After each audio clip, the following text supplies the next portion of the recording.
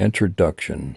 In the heart of South Africa, on July 18, 1918, a child named Rolihlahla Mandela was born into the Thembu royal family in the village of Mvezo. Little did the world know that this child would grow up to become one of the most revered figures in history. Known as Nelson Mandela, his life was a remarkable journey marked by struggle, sacrifice, and the relentless pursuit of justice and equality. This is the story of his extraordinary life, as told in his own words. Chapter 1.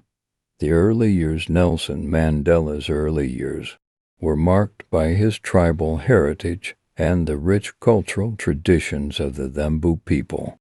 His childhood was filled with stories of tribal heroes and lessons in duty and leadership. He was given the name Rolihlahla, which means pulling the branch of a tree or, figuratively, troublemaker. Chapter 2.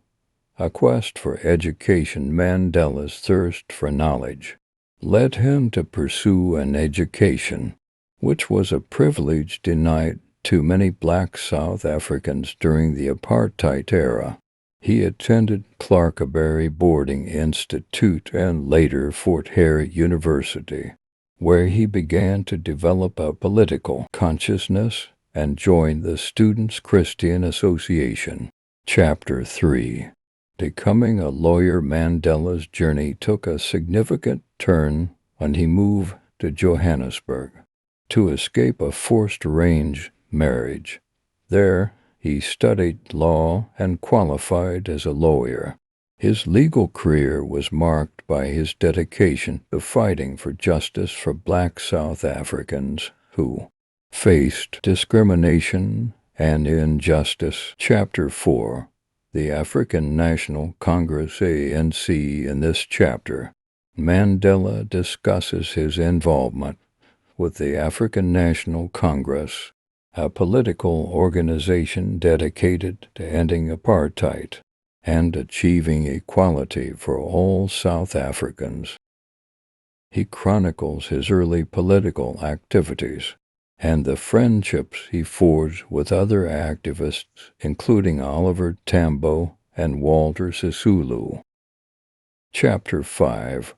The Rivonia Trial. One of the most pivotal moments in Mandela's life was the Rivonia Trial in 1964, during which he and other ANC leaders were charged with sabotage. Mandela's powerful statement from the dock, in which he declared his willingness to die for the cause of freedom, became an enduring symbol of his commitment to the struggle. Chapter 6. Imprisonment on Robben Island. Mandela's imprisonment on Robben Island is a central theme of his autobiography. He describes the harsh conditions, forced labor, and isolation endured by political prisoners. Yet he also reflects on the resilience and camaraderie that sustained him and his fellow inmates. Chapter 7. Negotiating for freedom as apartheid began to crumble. Mandela and other ANC leaders engaged in negotiations with the apartheid government.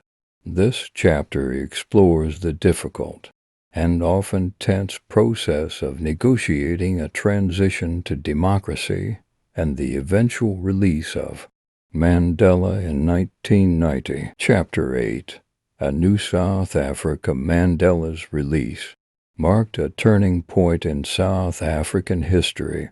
He describes his efforts to reconcile a deeply divided nation and to build a new, inclusive South Africa.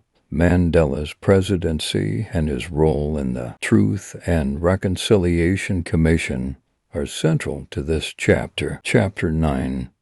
Legacy and Beyond. In the final chapter, Mandela reflects on his legacy and the challenges facing South Africa in the post-apartheid era.